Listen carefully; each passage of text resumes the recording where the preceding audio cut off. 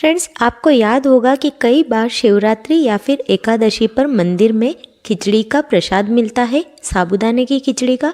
और कई बार आपने मार्केट की ठेले वाली साबूदाने की खिचड़ी भी खाई होगी, जिनका टेस्ट बहुत ही ज़्यादा लाजवाब होता है। और बिल्कुल इसी प्रकार से उसमें भी साबूदाने मोतियों के जैसे खिले खिले होते हैं।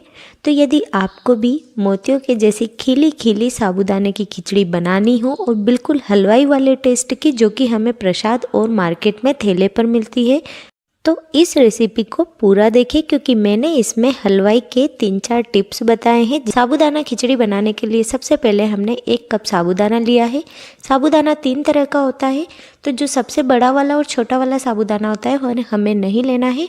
मीडियम साइज का हमें साबूदाना लेना है, वो यही खिचड़ी के लिए परफेक्ट होता है।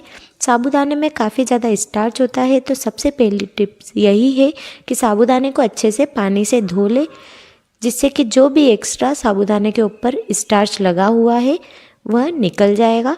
तो 2 बार हमें पानी से इसे धो लेना है। एक बार हमने धो लिया है, फिर से हम पानी डाल देते हैं और हाथ से इसे हल्का हल्का सा साफ़ करते हुए धो लेंगे।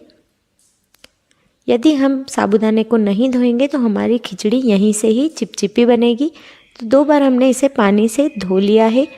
अब दूसरी टिप्स यह है कि जितना हमने साबूदाना लिया है उससे हम लेंगे 3/4 कप पानी। 1 कप हमने साबूदाना लिया है तो 3/4 कप हम पानी लेंगे, यानी कि 1 कप से कम और आधे कप से ज़्यादा। इतने पानी में ही साबूदाने अच्छे से डूबे रह जाते हैं।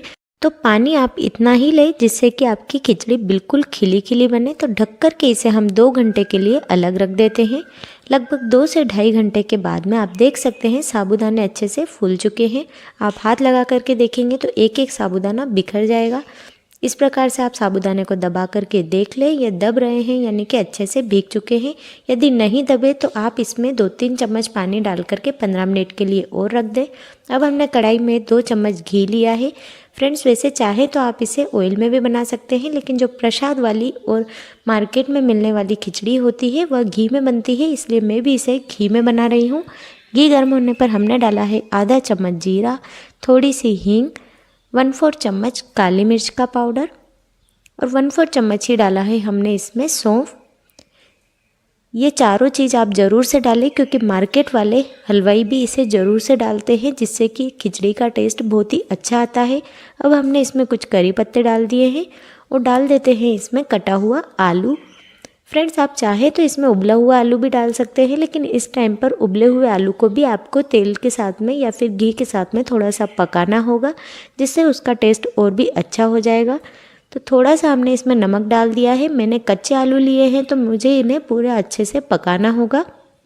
फ्रेंड्स, आपसे एक रिक्वेस्ट है कि यदि आपको मेरी रेसिपी पसंद आती हो तो प्लीज़ वीडियो पर लाइक, शेयर, कमेंट करें और मुझे सपोर्ट करने के लिए चैनल को सब्सक्राइब करें।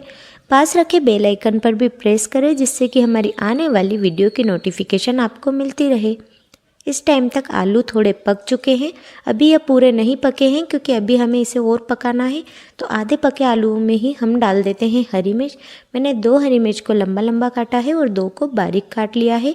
इसी के साथ में डाल रही हूँ भुने हुए मूंगफली के दाने, जिसमें से कुछ दाने के छिलके हटा लिए हैं और कुछ पूरे ही रखे हैं, क्योंकि पूरे दाने खिचड़ी में देखने में बहुत ही अच्छे लगते हैं।